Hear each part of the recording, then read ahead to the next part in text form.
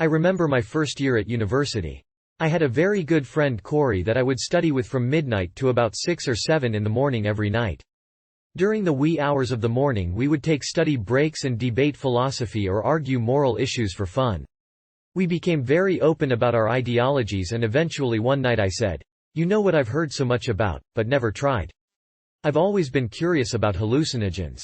My friend replied that he too was curious about these drugs and that he'd be interested in setting up a scientific experiment. He was in his third year of bio-psych and I was just starting my psychology degree. So it started. We researched the many hallucinogens for the next 2 months. I spent hours in the library reading and visiting friends to interview them about their personal experiences. Feeling comfortable with our choice, I returned to my hometown to find some acid, the drug we had decided upon. My friends had all said that a half hit would likely do for my first time, and that if after an hour I had only minimal effects I could always ingest another half tab. I ended up buying 5 hits total for me and my friend. I thought, hey, if it's weak we're better off having extra, and who knows, maybe we'll really like it and want to have some more around. We had planned to drop on the Friday evening and had set up several perceptual experiments that we wanted to perform. It was Thursday and I had been studying all day and night. I popped by Currie's dorm room to say hi, only to find that Currie too had had a brutal study day. He turned to me with a great big smile and said, "Want to do it tonight?" "Sure," I replied. So, we started our tape recorder and pulled out our journal book for the night. Journal entry number 1, 12:01 a.m. First dose 1/2 tab each, haven't eaten recently. From what we had both heard, the expected onset time would be 20 to 30 minutes, so we waited. 10-minute mark, nothing. 15-minute mark, get ready. 20-minute mark, nothing yet, should be soon. 25-minute mark, still nothing but get ready. 30-minute mark, nothing. 35-minute mark, nothing. 40-minute mark, still nothing. I thought, this should have started to affect us by now.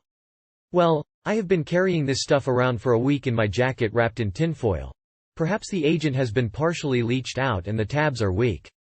So, at this point we made what was still a somewhat rational decision. We would increase our dose by 1 more tab each. It seemed logical, if the drug was too weak to affect us we should increase our dose. 50-minute mark, nothing. 60-minute mark, nothing. This stuff should have started ages ago. My friend thought that we had been ripped off, but I doubted that my old school friend would have done such a thing, especially since he had tried the same batch of acid with positive affect. 70-minute mark, nothing. So, at this point we made a decision which to today I still cannot see the rationality of. We decided to take the rest of the acid. A total of 2.5 hits each, and we had never touched the drug before in our lives. We moved from the dorm room to the kitchen to sit and talk. The nice thing about this area of the dorm, known as the cell, is nice because it has only 3 rooms, a bathroom, and a kitchen, and is sealed off from the rest of the residence for privacy. So we sat in the kitchen eating chips and pop, when all of a sudden my friend Currie pointed to the pop can and exclaimed, "Oh my God, Greg. Put the pop can down and look at it." I set the pop can down on the table and looked. The can started to breathe. In and out, smaller then larger. Cool. I thought. Then, shit. We've taken 2.5 hits each and it's starting to kick in. Better hold on. The kitchen was the best place to be. So many small and interesting things to look at. We went to the sink that had little droplets of water in the bottom of it. By unfocusing our attention, we could cause strange effects to occur. The sink became this rushing current of rapids pouring down into the drain. A blink of the eyes and it was the sink again. There was a poster around campus that week for a band known as Anonymous. It was a picture of a punk rocker's face with really strange shadings that had obvious done with pencil. There happened to be one of these posters printed on green paper on the kitchen wall. We watched the poster for a moment. The hair on the top of his head receded and disappeared while the shading on the face became more pronounced, turning the face into that of a wolfman.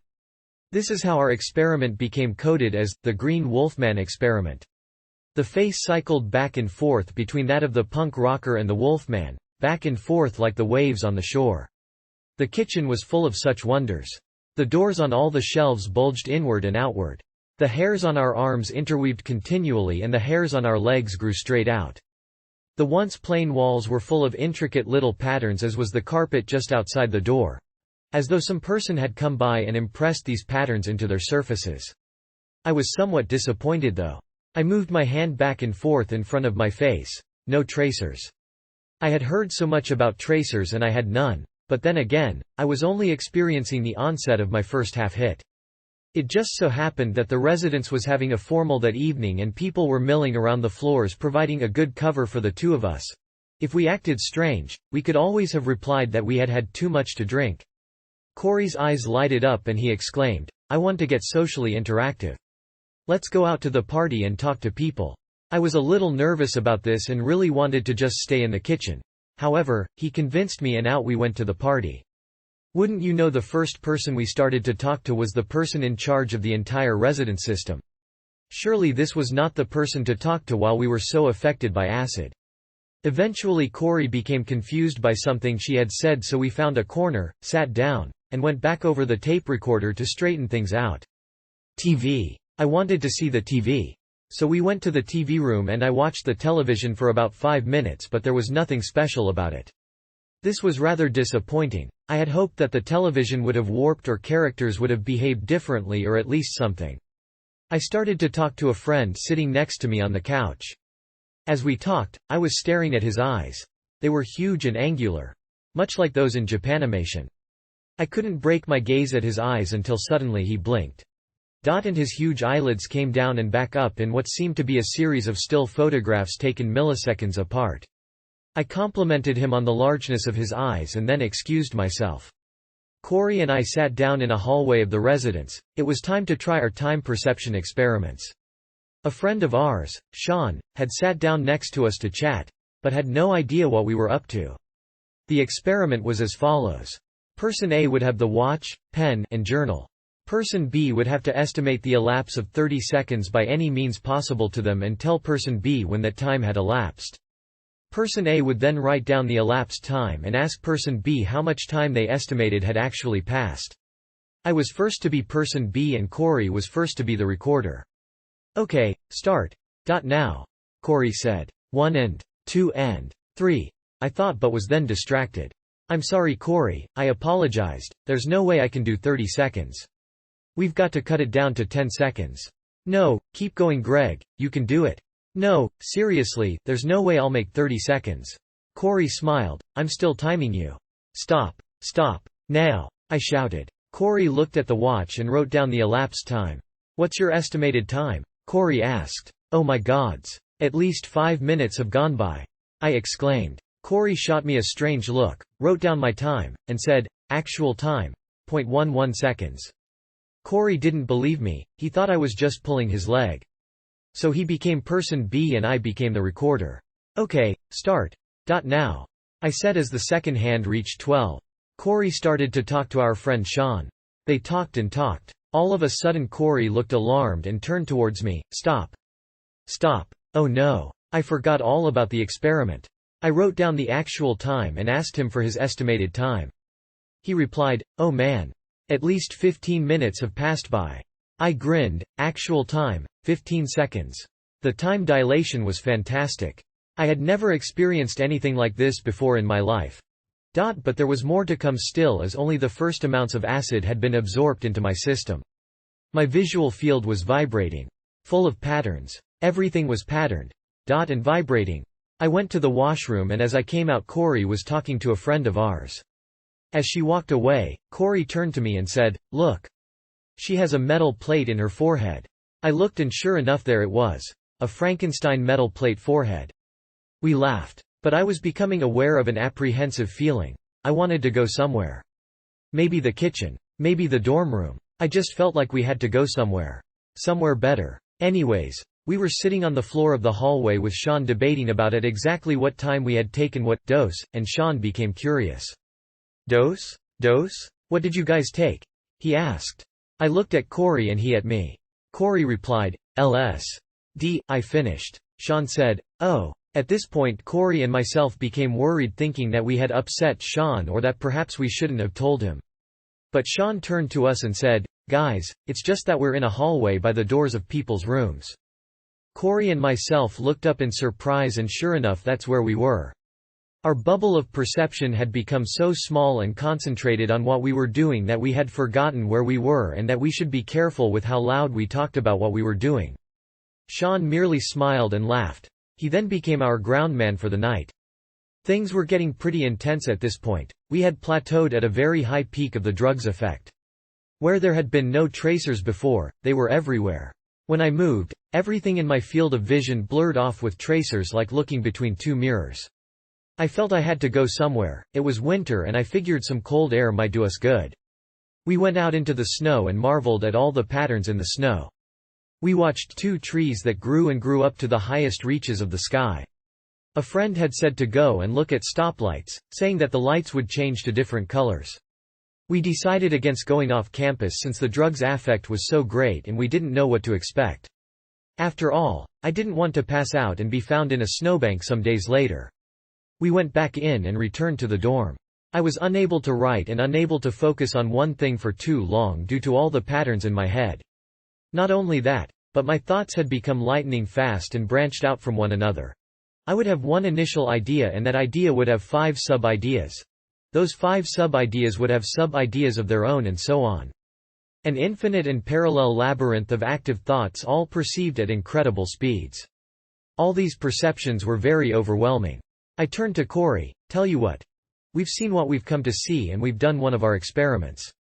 Let's call it a night and crash out. Currie agreed and he tossed me a sleeping bag as he hit the top bunk. I laid there on the floor. My mind racing and spinning. Lost in the eddies of perception and thought. Time was dilated now to an unimaginable extent. I looked at the bottom bunk where Currie's roommate was sleeping. He was a Jehovah's Witness and actually kept Watchtower magazines under his pillow. The moonlight was coming in through the window and struck his head, giving him the impression of having a halo about him. I laughed, even through my current state of stress and anxiety, at the contrast between the peacefully sleeping JW and me tripping out of my mind on the floor mere feet away. I laid there for what seemed like hours. I couldn't sleep, I wasn't tired in the least. It was as if the actual mechanism for sleep had been removed from my system. Sleep just did not exist. I looked at Currie on the top bunk and thought, that lucky bastard. Probably asleep right now and away from all this stuff. I quietly called out, Currie? And the response came back, yeah? Apparently he was in the same boat I was. We returned to the kitchen. The acid was in full-blown effect now. During the week I had had a pain in my chest that had been with me for a few days, probably a bruise from sparring. My body perception was normal from my head down to my shoulders, but then my body narrowed down to an infinitely thin point at this point in my chest, flowed down about 3 feet, curved around behind my back and up over my shoulder where it then flowed off into infinity. My body just kept flowing down through my chest and off into infinity through this strange curved pattern. I had also lost the comfort that one normally has of one's body.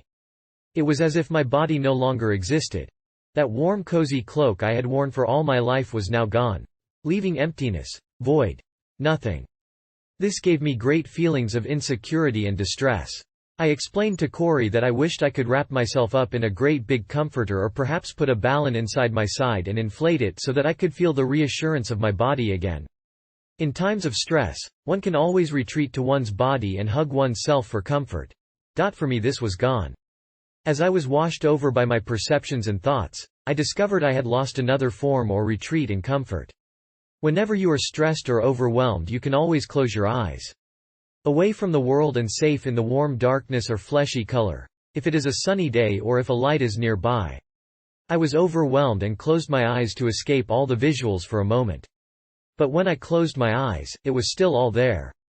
Even more so somehow. I realized that I was here for the full haul on this trip. It was obvious that the drug didn't affect the outside world reaching my retina. It was affecting my brain's processing of the visual information and my other internal processes. There was no escape. But that was okay. We had prepared ourselves so well that we knew we were on a drug and that in a few hours it would be gone. All we had to do was wait out the intensity. At this point, my spacetime perception had become greatly affected. The best way to explain it is like this. Imagine that spacetime is an infinitely long cord going infinity far in both directions, past and future. Now, imagine our perception as an infinitely thin plane cross-secting this cord at any given point. Our plane of perception moves an infinitely small amount of distance in an infinitely small amount of time in a forward direction along this chord of spacetime, thus being virtually continuous. What happened to me is that I took a chunk of this spacetime chord and sliced it into 5 sequential slices. I was aware of my normal visual field, but I was also aware of an infinitely large blackness reaching out in all directions, visual. It was upon this infinite blackness that I placed these first slices of spacetime chronologically, with the first on the left moving across to the most recent on the right. I then took the next chunk of spacetime and sliced it again into 5 sequential slices and overlaid these upon the original 5. The first 5 clicked back 1 position, but I was still aware of them. I then kept taking more and more chunks or spacetime as time passed and kept overlaying them upon the groups of 5 that were accumulating. These 5 groups clicked away and trailed off infinitely away from me and upwards as they got farther moved from myself. Points of interest here were that I was simultaneously aware of 1. My normal perception, 2. My current 5 chunks of time, 3. All previous slices, and 4. This special infinite space in which I was perceiving spacetime. As well, if one experiments with the edge of the visual field by moving your hand past the edge of your eye, you will notice that your hand gradually fades as it loses acuity and finally disappears from perception. However, all my slices of spacetime had definite edges on them, like freeze frames from a television show. They were square screens showing reality. Sean had come into the kitchen again and said, "Hi."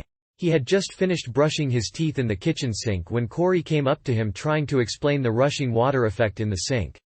As Currie was intensely focused upon the sink and his explanation, Sean reached around and turned the water on full blast. Currie stumbled back from the sink shaken.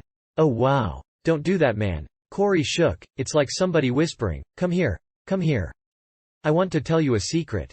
And then shouting as loud as possibly into your ear except with your entire sensory perceptual system." We all had a good laugh over that. But overall it was too intense. I sat back in a large chair. I turned to Sean and asked him to turn the lights off in the kitchen in an attempt to settle my perceptions. As Sean was about to do this, Currie argued, "No, leave them on." We then got into a fun-spirited debate to see who could get Sean to turn the lights off or leave them on. Finally I said, "Look Sean, the lights are doing me more harm than they are doing Currie good. Turn them off." Sean agreed to this. But before he could act, Currie stood up and said, "No man. I want to get things loud in here. I want to get my stereo and play some loud music. Or get a really loud band in here." Oh, I thought amongst my perceptual rollercoaster, stereo, band, music, loud. There was just so much happening that I thought I could just be perceptually seasick. I thought, yeah, you know. I could just be perceptually seasick with all that is happening. In fact, I think I will. I think I'll puke. So I stood up, walked over to the garbage bin, vomited and sat back down in my chair. Sean and Currie looked over at me nervously. "Are you okay?" "Yeah," I responded. "Would you like some water?" "Sure." Sean brought me some water and I had a sip. It was now that we were experiencing the suggestibility that can be found in this state. At one point I used the expression of something splitting in two. When I used that phrase, Currie felt his body actually split in two. There was also an emotional aspect to the experience. Shortly after this, Currie stood up and said, "Oh my God. I've got an assignment due Monday. What am I doing here on acid? I'm going to fail my course. And my girlfriend is going to be here tomorrow. What if I'm not back to normal?" He then caught himself being swept up in all this emotion and smiled, realizing its irrationality. He was almost finished the assignment and had another 3 days to finish it, and his girlfriend would not be here until well after the drug wore off. He explained his emotions as the worst possible gut-dropping feeling in the world, as if he had just killed his family. We laughed over this and all the odd perceptions and behavior we had experienced. Sean disappeared for a minute and came back. "Hey guys. There's overturned furniture up on 3rd floor. Want to go up and look at it?"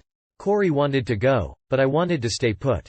Currie asked if I would be okay on my own and if he could go. We looked at each other straight in the eyes then in what was perhaps the most emotional experience of my life. I could have hugged him. In the middle of all these tumultuous perceptions, we were the only 2 people on the entire earth who were sharing and aware of them. It was a bond of friendship we have never lost, even to today. Currie left me with the tape recorder and they turned out the lights, leaving me in my chair with my leather university jacket over me. Where once there had been no effects from the drugs, that was all that existed then. All of a sudden the doorbell to the outer door rang. Shit. I thought, I'm in no condition to be interacting with people right now. So I stayed in my chair. The door rattled and then someone opened it with their keys. I heard people walking towards the kitchen from the outer door, 2 guys and a girl. They stopped at the kitchen and smiled in at me. You look like you're pretty comfortable there. Yeah, had a bit too much to drink tonight so I think I'll just crash here. I replied as the world swirled within and without me. Okay, well sleep tight. She laughed and they left. At this point in the trip I became something that I cannot put into words. I became atemporal. I existed without time. I existed through an infinite amount of time. This concept is impossible to comprehend without having actually perceived it. Even now in retrospect it is hard to comprehend it. But I do know that I lived an eternity that night. Eventually Currie returned and asked, how long was I gone? I replied, I couldn't honestly tell you if my very soul depended upon it. And I was honest. He could have been gone 3 seconds, 15 minutes, hours, days, months, or years. I had no idea. All I knew was that he was the best sight that my eyes had ever seen at that moment of my life.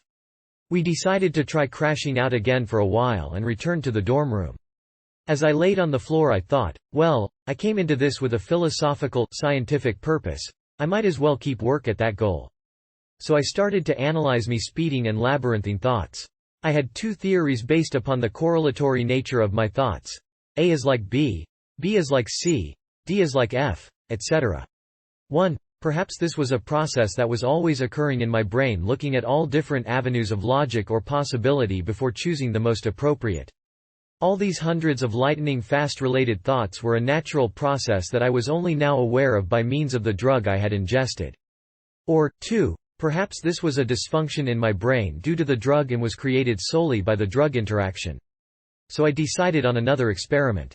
I would take 2 random things and see how this system correlated them. I chose the world and a loaf of bread. My brain thought of thousands of correlations. They both have a crust. They are both soft in the center. They both have things living on the outside of them, etc. I wish I had been able to write to record more than these few that I can remember to see if they all made sense the next day. However, I was in no condition to write. I laid on the floor for ages waiting the drug out. Finally, my perceptions went from clicking along to a short moment of continuous perception, and then back to clicking.